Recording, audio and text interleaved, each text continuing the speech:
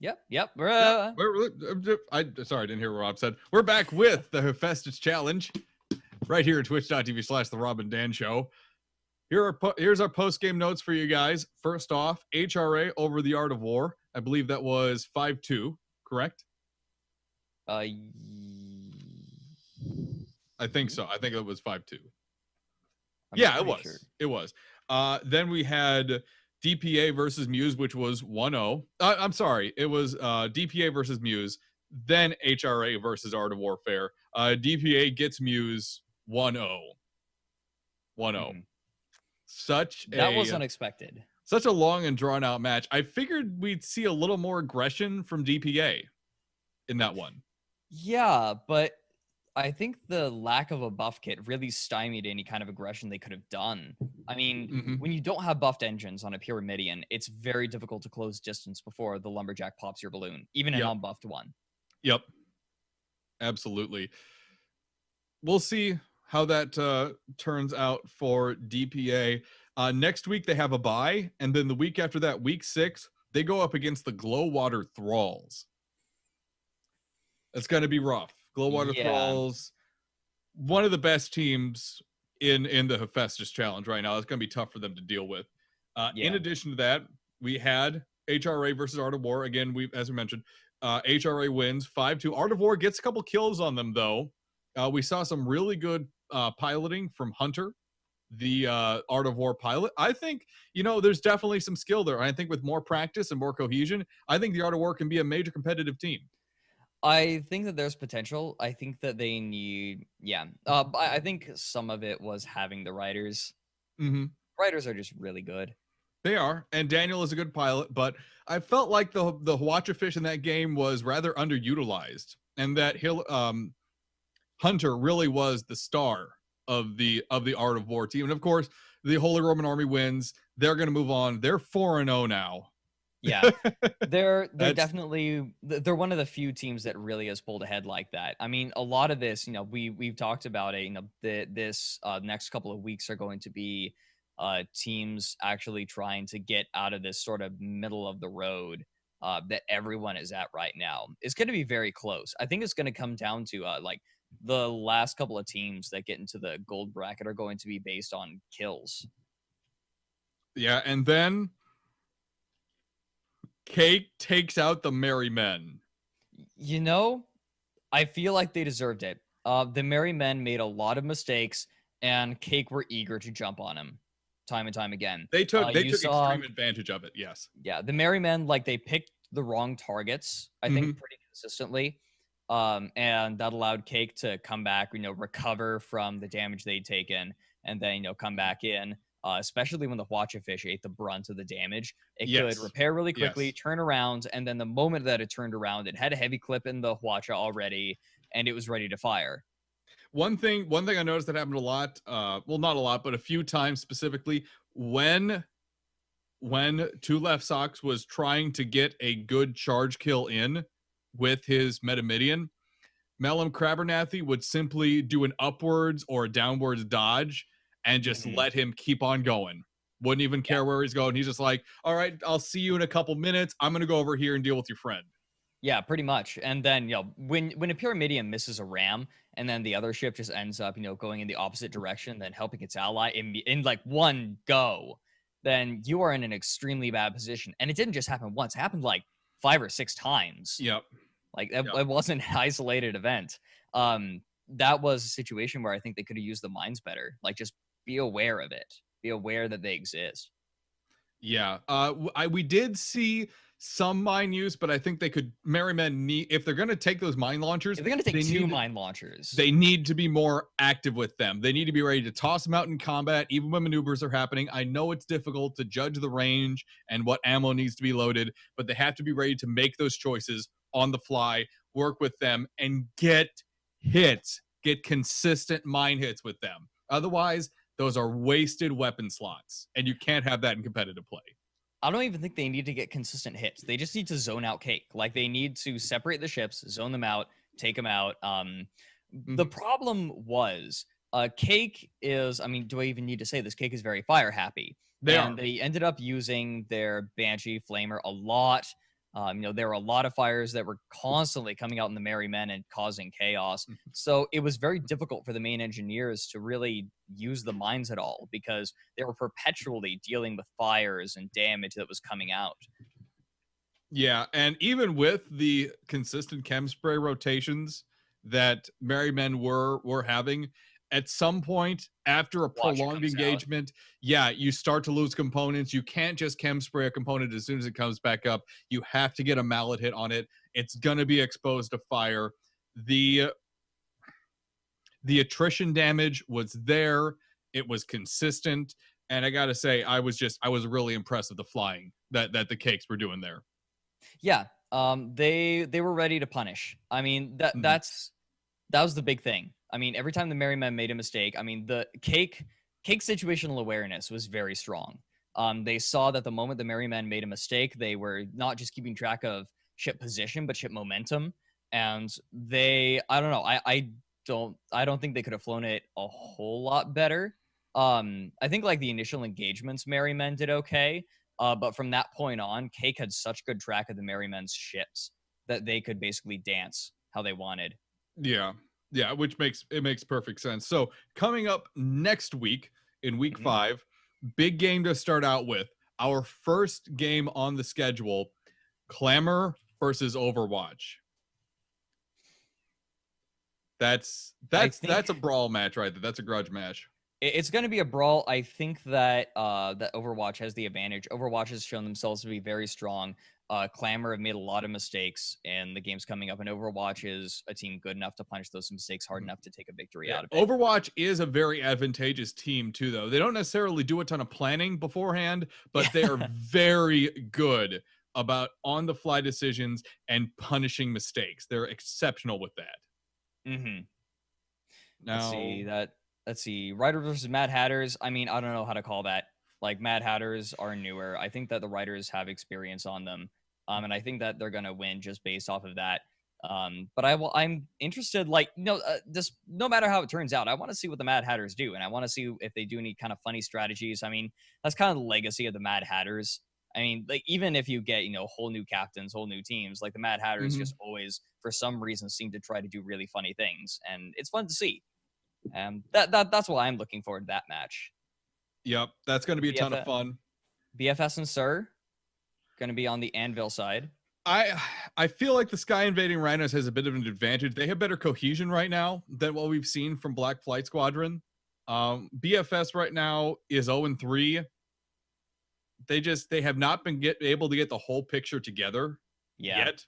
They're newer. They're newer. They're like they're an old team. Players. What am I talking about? No, like they're just like rusty, I guess. Well, here the thing is too, Brick Hardcastle. I don't know if he's still flying for them because he was scheduled to go to Japan, but like he hasn't flown competitively for a while. So this is the first time he's really put his foot back in, or a hat rather, back in the ring. So maybe a little of that rust really is showing where he's done so much talking about competitive matches for the last half a year that he really had a bit of a time getting back into the swing of things. So maybe that's an issue. Felt communication has been an issue so far for them as well. So we'll see how they deal with that. Sky Invading Rhinos, though, they're a good team. They're a pretty good team. I think they're solid enough to take it. Yeah, they're going to be a big challenge for Black Flight Squadron. And then last, Glowwater Thralls versus Sacrilege. I'm looking forward to that one. That's going to be the marquee match, I think. Oh, yeah. I really hope that I think the Riders and Mad Hatters are going to be pretty quick because the Riders are very aggressive. I'm going to be watching the Glowwater Thralls and Sacrilege. Like, I'm going to try to catch it as best I can. I'm not just going to be like, I'm tired and done. It's like, no, I want to see this. I think it's going to be the most exciting match of the day. Then again, we were wrong last week. Yeah. The two I'm really looking forward to next week, Clamor versus Overwatch, because Overwatch and Ducks used to scrim a lot every single Wednesday. We streamed some of those. They recently closed those down right before the Hephaestus challenge started. So I do believe they're eager to get back at each other and get some blood. Yeah, definitely. There's a bit of a rivalry there. I mean, these are two of the best teams in the competitive scene. Like, these are names that people know. Two of the largest, too, actually. Overwatch is a very big, solid organization now. Ducks, the exact same. They can field up to 3 teams now, as far as I know. Maybe I'm wrong. Very dedicated players too. I want to see the Clamors practice come in. Like I want to see them play how I know they can play. Like they are a much better team than we saw last week. Yeah, right? There were so many mistakes happening last week. It was I'm really like I'm frustrated. I want to see them do well because I know that they're good. I just really want to see them do it. Like and I think they can. The potential's there. Tanya Fanol in chat, by the way, saying she is rather frightened of Fluffy Hetch's Hwacha. Everyone is. She is worried about that. She's worried about countering that damage. Yeah, we see Fluffy on the Hwacha. I mean, a lot of the Hwacha has sort of been hit and miss in the Hephaestus so far. Fluffy doesn't miss. No. Fluffy doesn't miss. Like, if that Hwacha's in arc, it's going to be doing damage. And then it's not a matter of, let's see if we can dodge it. It's a matter of, let's see how quickly we can repair things. Yeah. Yep. And as soon as you're struggling to repair, that's where the cracks in the armor start to show. The system starts to break down. All of a sudden, you miss a couple chem sprays. Bam, your engines are on fire. You're struggling to repair the hull. Shit's breaking all over the place. Yeah, I think that I want to see what they're going to run alongside the Hwachafish. You know, I think that's just about it. If I personally would have a prediction, I'd say it could probably bring the carrot.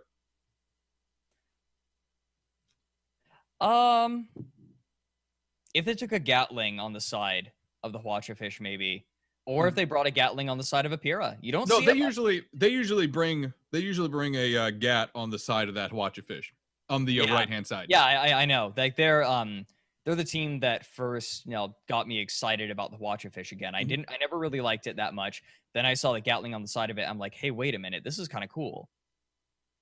But I think that a Gatling on the side of the Pyramidion of the carrot would be great too. Yeah, that's true. The carrot. Can you get a trifecta forged with that? I don't know. If you put the flamer on the right hand side, if you put the flamer on the right hand side, I'm talking carrot. So like Carinate Artemis. If you put a Carinate Artemis, so I'm pretty sure you can get overlap with the Gatling and Artemis because the Artemis is such a great turn radius. And that's really what matters. I mean, you pop the balloon or I almost think I liked what Cake was doing in the last match. I pointed it out in the middle of the fight. They took the Carinate to the balloon. They damaged it, but instead of popping it, they just kept loading the Carinate into the armor instead because they didn't want that ship to drop. They didn't want that ship to join the engagement that was going on lower. They wanted that ship to stay high. On their level, so they just ignored it. Like who made that call? Like it is the person, like it is Cake in the chat. That would have been Melon. Melon. That was a great call. Like that was probably I'd say of today, that was the star play of today. That would have been actually probably Melon and Balana both talking between each other because they're very active participants. And they both like to bounce back and forth ideas and thoughts very quickly during matches. I'm going to bug him about that because that was a really good judgment call. Yeah. And no, it's brilliant too. Loading a greased Carinate into an engine column, especially for Pyramidion, over and over again.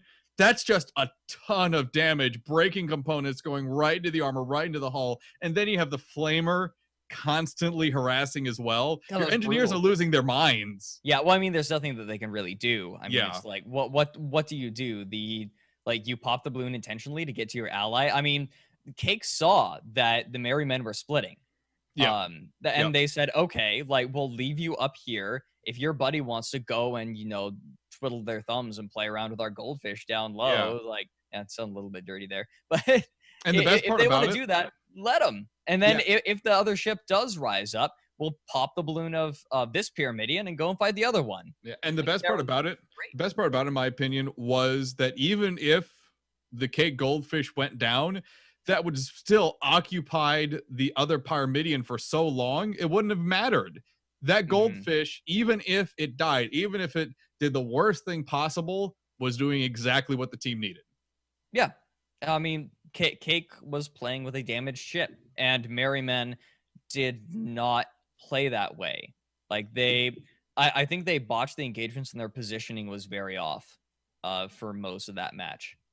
Not to There was a downplay, couple. like, I believe Imagine, who's still watching yeah, from MLG, commented uh, in the chat saying, "Well, you know what? Our positioning, I really felt that was weak." So he, like, from the inside there, just a little bit saying, not that good, not that good. So definitely they're yeah, agreeing with you. yeah. I saw Imagine's comment in chat. I'm just like, yeah, I agree with that. Mm-hmm. They picked their, I think even worse in their positioning, they picked their targets incorrectly, and that was especially damaging. The fact that they did not keep that watch a fish down really came to bite them because Cake can survive.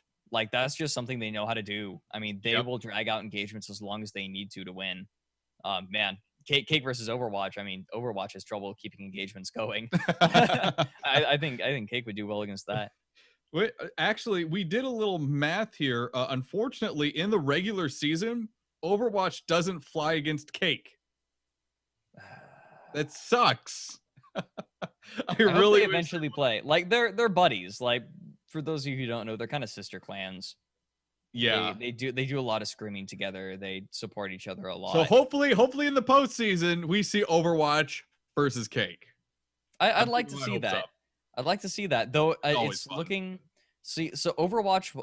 What's the record now? It's like 3-2-2. They went out. But they're like 2-1 or something. Yeah. They beat Deadpool's army. They lost to Riders. They beat BFS. Yeah, they're 2-1. Yep. Alrighty. With that being said, any closing thoughts from you, Oracle, on today's events? I think that today was really telling. I think we're seeing. I think we saw Cake really establish themselves. I think that, like, we were kind of going, maybe this is a fluke for Cake. Maybe they're like, maybe they just have been doing well. Maybe they've been playing teams they can't handle. No, they're doing solid. What? Melon's in chat. Oh, what's he saying? Cake. I don't know. Like, they've brought the really good players together, and I think that, like, they're going to be one of the teams in the gold bracket, and I don't think anyone saw that coming. No. Like, Cake has always just kind of, fielded whoever was online at the time and didn't really practice much. But this is a whole different team. Like, this is like, I think that after today, they have shown that they are a team that is willing to try and take it all the way. It's not just a fluke that they're 3-1. They've worked for it. Yeah. Holy Roman Army asserted their dominance, though. I think that right now they're the team to win it. Not by much. Not by much. It's still going to be. I think that the rest of the teams are still going to give them as much of a fight as they could hope for. And I'm not saying that Holy Roman Army are going to run away with this. We didn't see Glowwater Thralls. I think the Glowwater Thralls have already sort of asserted themselves as, like, the power players, one of the power players in this tournament. But I think that this week, some of these teams were kind of iffy. Musosaur's and Deadpool's army are both still kind of clawing their way, but they're definitely in the middle of the pack. Yeah. And so, like, all these teams have really, I think, we've got a clear idea of now of where these 6 teams stand. Despite the fact that, and this is a clear fact, Deadpool's army got the win today over Muse. Got the win, rather, today over Muse. I don't feel it was a convincing win. No, it wasn't. I just don't feel like it. The win came out of Kivias making 3 grievous errors in a row. That was it. Like, that was all that victory was, and it could have gone either way. I felt like Musosaurus had the advantage until they made that misstep. They did. No, absolutely they did. They were repeatedly forcing DPA backwards. They were forcing them to continually reposition, force them backwards. If we had seen a little more aggression from Muse, I think it would have gone in their direction. But we'd have seen coordinated aggression from Muse. Yeah, absolutely. Unfortunately, the Galleon was a little passive, in my opinion. Galleons usually play passive. Like, that's pretty standard for Galleons. But I feel like that Muse, like, they wanted the victory really bad. And so, like, understandably, because they want to try and get into the gold bracket, stay out of the silver bracket as hard as possible. But the movement wasn't right. Like, they had the goldfish going out way too aggressive. And then they didn't slow down for the galleon. I mean, there was only 5 minutes left, but you leave your galleon behind. Okay, great. Well, it's 2v1. Great. Congratulations. What have you accomplished? You put yourself behind. So I think like that kind of tactical error is what's keeping Musasaurus back. And Deadpool Army, I feel like they got to carry a buff kit, man. Like, they got to fit a buff kit in there somehow. Otherwise, they're not going to be able to play to their play style. Especially if they're gonna run brawl ships. Like we saw, one of those ships was a direct, straight-up brawl ship. Carol Flamer, you brawl with that. No buff kit on it. Yeah. Like, I don't... do they just want to try to keep their ship in the air as long as possible? I understand, but I mean, freaking get a buff kit on there. It's gonna just one person with a buff kit. That's all it takes. I think that would complement their playstyle really well. And they really at this point we saw that they had a setup that I feel like should have countered.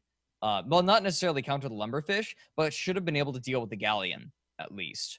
Like the Metamidian can deal with it, definitely. The Hades Echidna can deal with it, absolutely, because the Hades has a big target. Yep. But they just couldn't get in position. Like and Pyramidians rely heavily on positioning. So when you don't have buffed engines, what are you gonna do? You gotta do something else. Mm-hmm. Absolutely. Anywho, ramble, any other ramble. thoughts? No, that's fine. This is important stuff. By the way, folks, if you missed any other broadcasts from today's events, are going to be up on the YouTube page, youtube.com/The Rob and Dan Show. And next week, we're going to have Imagine 42 back. He's going to be doing the anvil side of things, rather. We got the hammer side of things, 2 matches each for each of us. I'm not sure. Yeah, I think that's everything. Yeah, that's everything. So, with that being said, anything else you'd like to say before we close up shop? 2 things. I've been really hard on Clamor. And I want to say, like, I berate you out of love. I want to see you guys play the way I know you can. I know you're amazing players. We've seen it before. I've seen you guys, perform phenomenally for as little competitive experience as the team has as a group. There are certainly some experienced players on the team, but like working together as a group, they're not as experienced. I want to see them sort of come out of their cocoon right now, and I want to see them. I want to see them do something. I want to see them play the way I know they can. And I want to give a huge shout out to Cake for stepping up to the plate. Yeah, Dan feels vindicated in his decision. No. Before I even joined Cake, if you can see this. Right? Yeah. Where is it? Right there. I picked Cake to win. I circled their name. That means I picked them to win. I thought it was going to be it definitely was a close match, but like Cake, I think they've shown the competitive chops. Like they've shown that they can run with the best of them, and I think that they are a serious contender in this. And I want to say, like, good on you. Like, good on you. Like, you guys have been behind in most tournaments for a while, and you guys have really impressed everyone with your dedication and your practice and your ability, everything, and your decision making as well. Like, their competitive decision making has been excellent. And that's it. That's all I really have to say for today. Really looking forward to next week's matches. There we go. Alrighty, quick preview for tomorrow's stream. Time, place, and what you have for us. Let's see. Tomorrow starts at noon. I actually haven't looked. Noon I haven't Pacific? Looked. Pacific, yes. Noon Pacific. So 3 o'clock. 3 o'clock EST. 3 o'clock EST. There you go. And that's over on Twitch. While you look this up, twitch.tv/Fourth Oracle, spelled out exactly how it sounds. And that is brackets. Who's actually is Velvet still? Oh wow. We have 7 teams. What? Yeah, we have 7 teams.